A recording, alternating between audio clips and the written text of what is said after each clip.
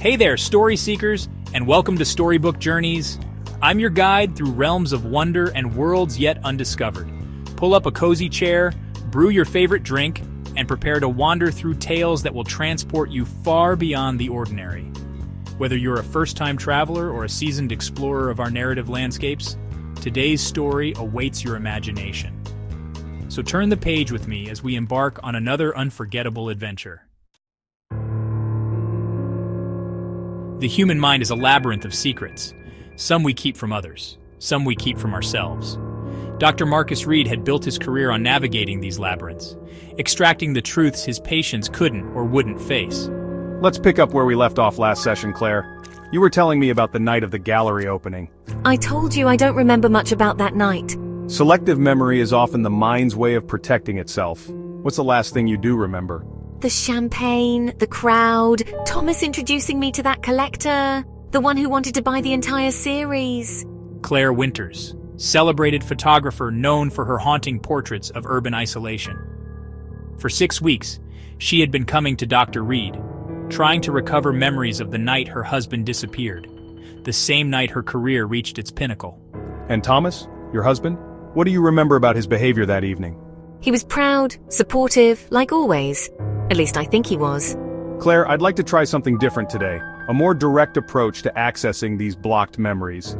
With your permission, I'd like to record our session. Sometimes, hearing our own voice can trigger associations we've suppressed. If you think it will help. What Claire didn't know, what she couldn't know, was that Dr. Obsession wears many masks. For some, it masquerades as professional interest. For others, as concern. For Dr. Marcus Reed, it had become something he no longer tried to name, only to feed. I'd like to try a guided visualization, something to help you access the memories that seem just out of reach. Close your eyes. Take a deep breath. I want you to picture yourself at the gallery that night. The lights, the sounds, the faces. You're standing next to your favorite piece, the one you called Witness. Thomas is beside you. What is he saying? He's congratulating me. Saying this changes everything, that after tonight we can finally be free. Free from what, Claire? I'm not sure. There's someone else there now, watching us from across the room. Can you see who it is? It's you. The most dangerous moment in any deception is when the deceived begin to glimpse the truth. When the observed become the observers. That's not possible, Claire. We didn't meet until after Thomas disappeared. Your mind is conflating events. No, it was you. You were there that night. You've been there many nights, following me. Did you think you were the only one who knew how to use a camera, Dr. Reed? The observer effect. The theory that the mere observation of a phenomenon inevitably changes that phenomenon.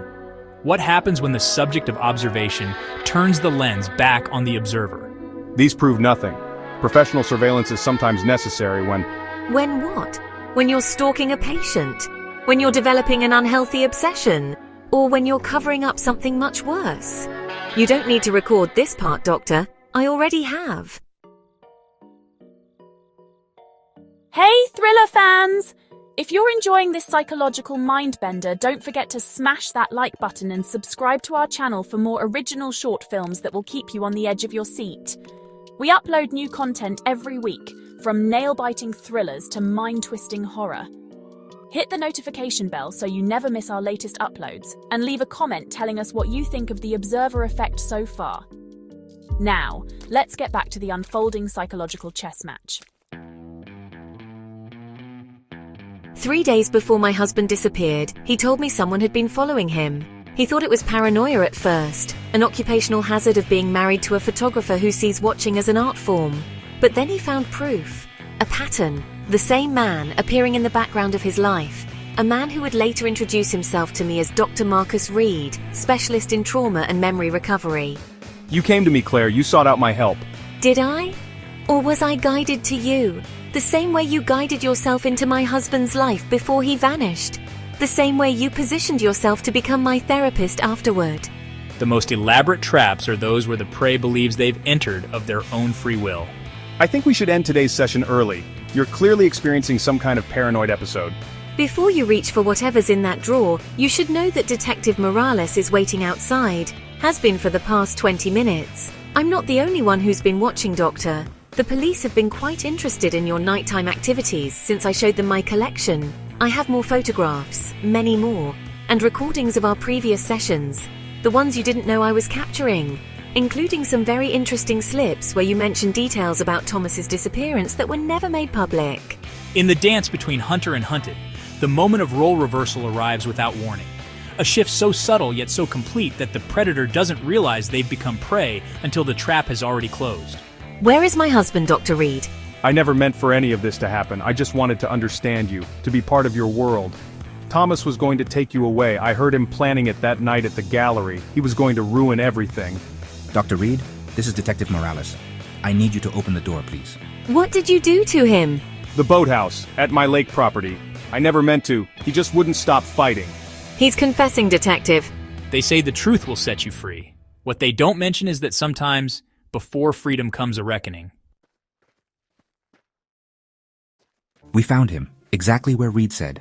I'm so sorry, Mrs. Winters. How long had he been watching me? Before Thomas? We found journals in his home dating back 3 years, photographs going back even further. He was thorough. A witness to my life, the subject of my work made flesh. What happens now? We'll need your official statement. The recordings you made will be crucial evidence. Reed's already talking, trying to frame it as temporary insanity. But with your documentation... No, Detective, I mean what happens now, to me? The observed and the observer forever change by their interaction. The witness becoming the witnessed. The documented becoming the documentarian.